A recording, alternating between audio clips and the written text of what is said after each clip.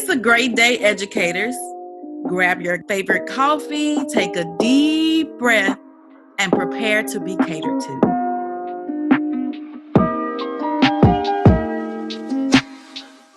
Today, we will discuss self-care with our guest, Brandie Johnson. Brandie is the designer and owner of Identity Jewelry Company, a hand-stamped accessories brand dedicated to creating conversation pieces, promoting education, and being a light in this world. Brandie has professional experience in education, retail management, and nonprofit management. In her most recent position, she served as the Director of Engagement at Cornerstone Crossroads Academy, a nonprofit second chance high school in South Dallas. Brandie believes that from start to finish, life is filled with opportunities to learn and grow. Brandie is a newlywed as well as a recent graduate of Dallas Baptist University, my alma mater. She now holds a Master of Arts degree in counseling and is currently preparing for the National Counselor exam. Educators, let's welcome Brandie Johnson to the show. Hi, Brandie. How are you today? Hi, I am well. Hearing that introduction, wow, that was great. Yes, that's you. That's all you. I had the pleasure of connecting with Brandie a little over, I believe it's been almost a year now when you created some jewelry pieces for my brand. Yes, I think it has been about a year. Yeah. So. I love those. I love those earrings and bracelets and everything. It was just unique and specific to my brand. And I love the jewelry that you create. And I also had the opportunity to participate in your 30 days to self-care plan. And doing that, I learned some new tools to add to my already self-care plan. And so I was just excited about that. And I know we'll probably get into that later, but that self-care plan was very awesome. I needed it. You needed it? Is that why you created it? That's why I created it. I knew I needed to share it, but I created it because I needed to figure out how to take better care of myself. Wow. Yeah. That's how some things are in life. Well, most things, when we do share with others, it's something that we've needed and it has helped us. And so then we are adamant about sharing it with others so they can benefit from it as well. Tell us a little bit about yourself. As you shared in the introduction, I've done quite a few different things. And so I'm a bit of a Jane of all trades kind of person in that I have varied interests. I love education. I love being able to express myself creatively, hence the jewelry. I love writing, and I'm very passionate about my faith. And now I'm in this place of transition in life, which is really interesting. And I'm able to just really learn some more about how to bring my purpose and my interests together. And I believe that my purpose is to live out 2 Corinthians 3:3, which talks about living your life as a letter from Christ written on tablets of human heart. So I'm just seeking to do that. Yes, I can identify with that. I've always wanted to do what God created me to do, but over the last few years, I've been more focused on really identifying that and making sure, like you said, live it out, because I don't want to have my time to end on earth and I haven't lived out what I was created to do.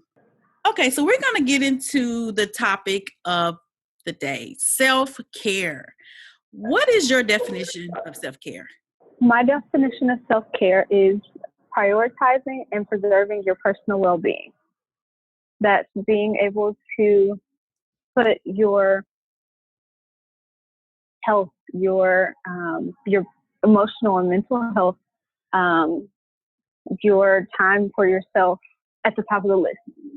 Not saying that you have to put yourself before other people, but making time to take care of yourself so that you're able to sustain and not just, not just go through life drudging along, but that you're able to do so in a way that preserves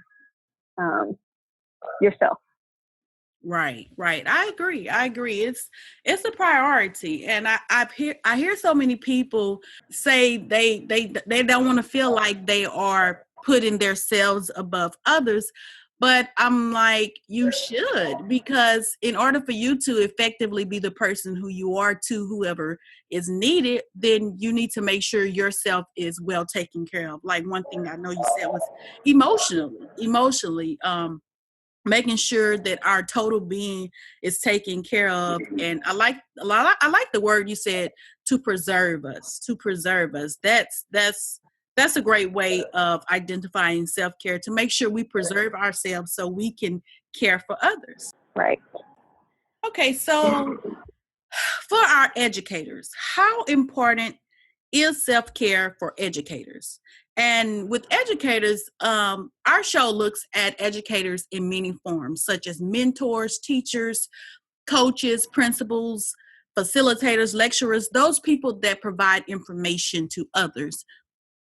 How important is self-care to these individuals? It's at the top of the list, in my opinion. It's extremely important. And personally, I would say that self-care is a non-negotiable. It's something that you have to make time for. One thing I consider, it goes back to something you said a second ago, but it's like, if your cup is empty, how can you manage to fill others? Right. And I think that just having an impact on so many different people's lives, as educators have their students, they may have other people in their students' lives, they may have their coworkers, but just with such a wide range of people to impact and to connect with, it's so critical for educators to care for themselves well. And even outside of being an educator, you have your own personal life, right? Outside of the work that you do. Right. And you have to be able to be in a position to where you can operate well in both of those areas. Inside the proverbial classroom, whether it's an actual classroom or not, and then also in your personal life. So when you consider the things that go on professionally, you have to be able to address those things in a way that they don't have such a damaging impact or detrimental impact on your personal life. You can't let your personal life interfere with your professional well-being. And so I think, again, that it's of critical importance for educators to take care of themselves. And I also think that in doing so, they're able to provide an example for other people. If you see me caring for myself well, if you see me being able to emotionally decompress in appropriate ways, you might catch on to that and say, what is it that you're doing? And I might be able to share with you, and you might be able to follow suit and also find ways to better care for yourself. Because we're in a day and time where people do what they see. And so, like you said, if I'm an educator and I'm providing information to people, I'm impacting different people's lives. So if they see me taking care of myself and seeing how beneficial it is, then, like you said, they'll follow suit. So yes, definitely. So what are some benefits of self-care? Wow, there's so many. Right. I think one of them, like, where do you start with that question? I think one that just immediately comes to mind is being able to kind of lift the burden off of your shoulders of just kind of what you experience. And so, being an educator isn't just about teaching your content. Hopefully, if you're an educator, you're making it a priority to truly impact people and truly build relationships with people. And in doing that, you can be faced with some difficult things. And sometimes people might come to you with the hard things that are going on in their lives. And even sometimes we have positive things that are happening in life, but they can also generate what we might call good stress.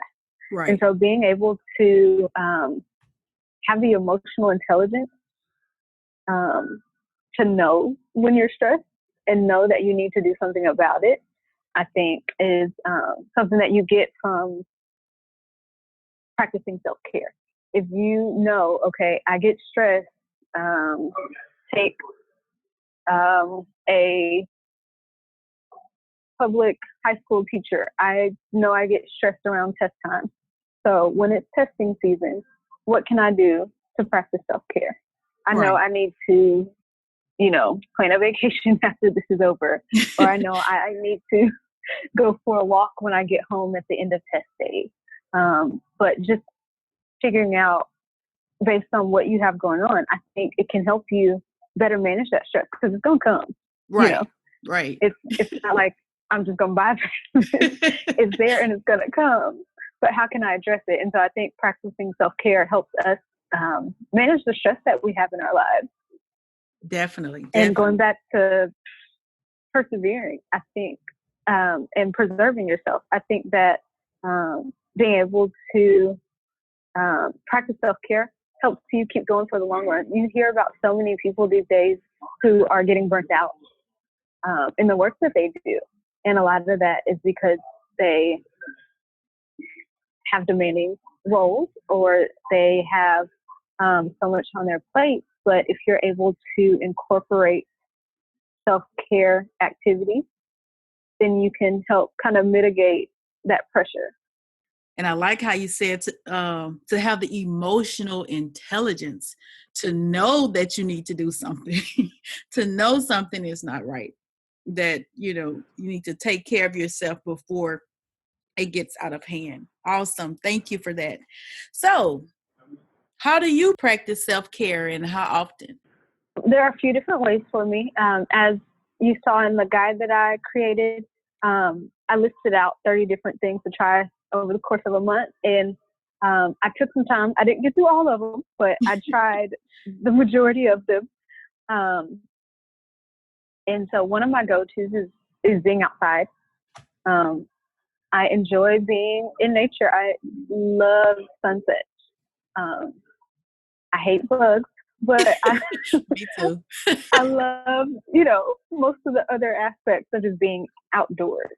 And even physiologically, there are benefits to being outside. For people who are depressed, they are often recommended to get out and exercise, to get up and move around. In that same way, that's a great way to practice self-care, just to get out. Right.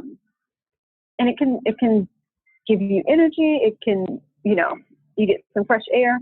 And I feel like I can think a lot clearer after I've gone for a walk and been outside. Another one of mine is creating, just taking some time to utilize my creative outlets. Most people know that I make jewelry, but I also like to paint. I like to draw. I like to just tinker around with stuff. So if I can have some time to step away from work and to create, that's a way for me to practice self-care. And one of my favorites is what I call a blackout day. Yes, I love it. I was waiting for you to bring it up. I love that. It has done wonders. I've kind of gotten away from it, so I need to make time for one here soon. But a blackout day is I started this. I was looking at the calendar. And it was I had so much back to back to back, and I'm I need a break. And so I found a day on the calendar where there was nothing going on. And so I took a Sharpie and I wrote blackout in big bold letters and made it a point to just kind of disconnect that day. Right. Taking some time to not be on social media. It was the day that I was off work. I still interacted with family, they're in the house, got to see them. But I just kind of laid low. And so most of those days I'll kind of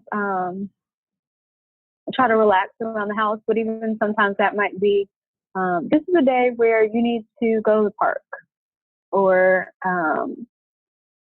you need to read a book. I love to read.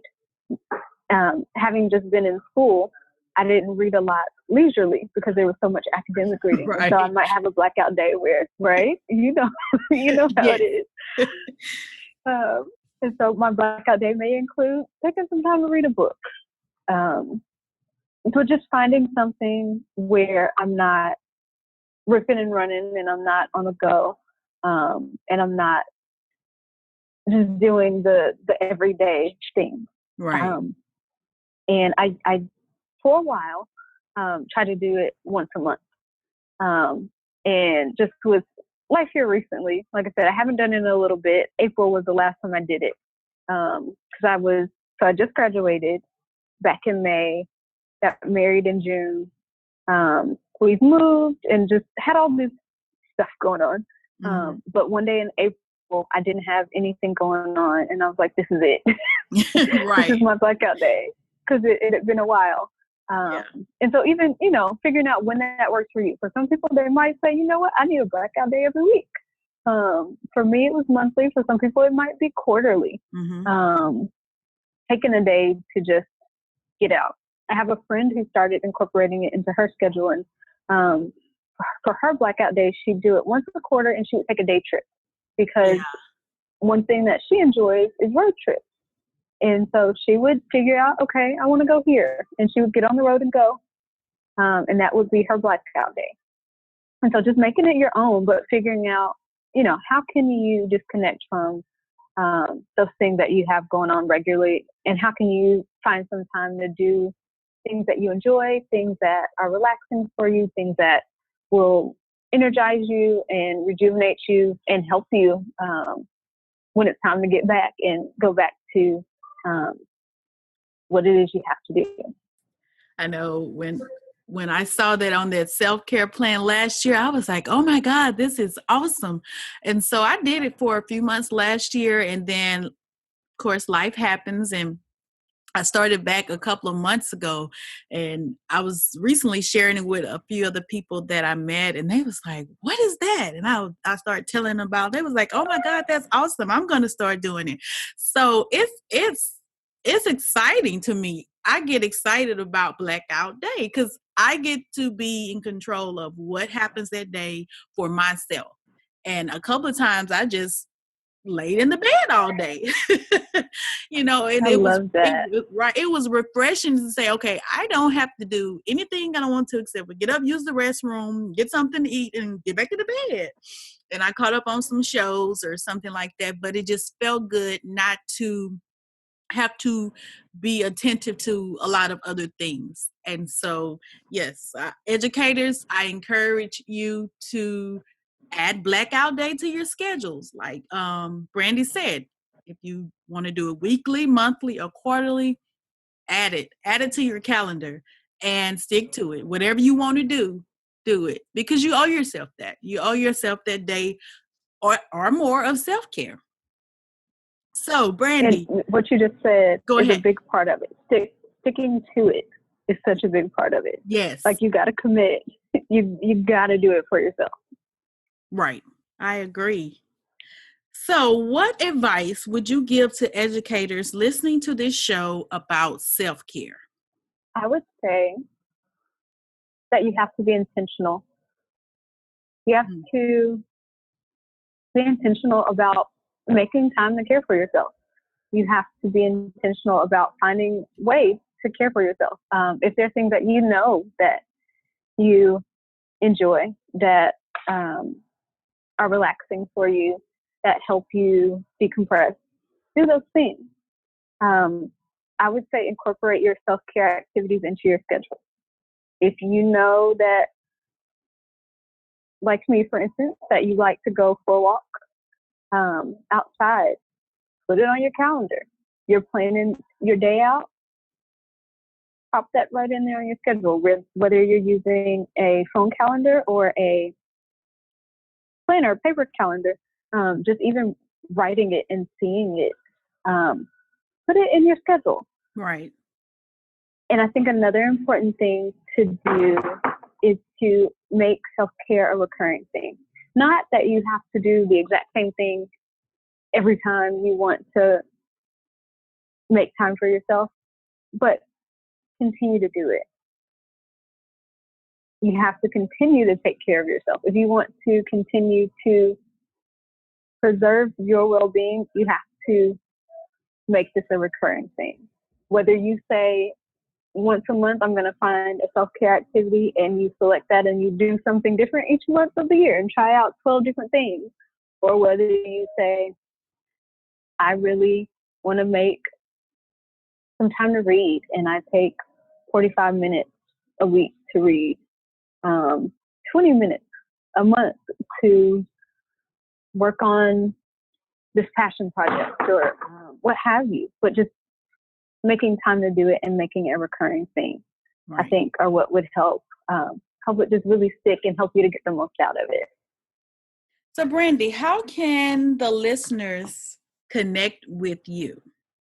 I have the jewelry website, which is shopidentityjewelry.com. And I'm also on Facebook and Instagram at Identity Jewelry Co. And for the Blackout Day post, I wrote a blog post. I don't know if I mentioned that, but Blackout Day, I practiced it, and then I wrote a blog post about it, encouraging other people to do it. And that post is on medium.com. I'm on Medium at medium.com at Brandie Johnson, and it's Brandie, Brandie Johnson. Do you have any upcoming events that you would like to share with everyone? So as Andrea mentioned, I am working on some jewelry. And so on September 20th, on Thursday, September 20th, I will be debuting my new collection for the fall. I'll be relaunching my jewelry business after taking some time away to focus on graduating and getting married. And so I'm coming out with some all new things in September, and those collections will run throughout the end of 2018. Oh, wow. I'll be looking for that. I love jewelry, and I love designed jewelry, like creative jewelry just for things. And what I've seen so far from you is like every time I see something, it's like, oh my God, I was just thinking about that word, or I was thinking about that particular scripture. And I just love how you take different things and you make it real. You make it where people can actually wear it and identify with it. Thank you, Brandie, for educating us today on self-care. You are so welcome. Thank you for having me. Educators, I hope you receive some information about self-care that will help you grow through life. Remember to subscribe to the Educator Podcast and invite other educators to do so as well.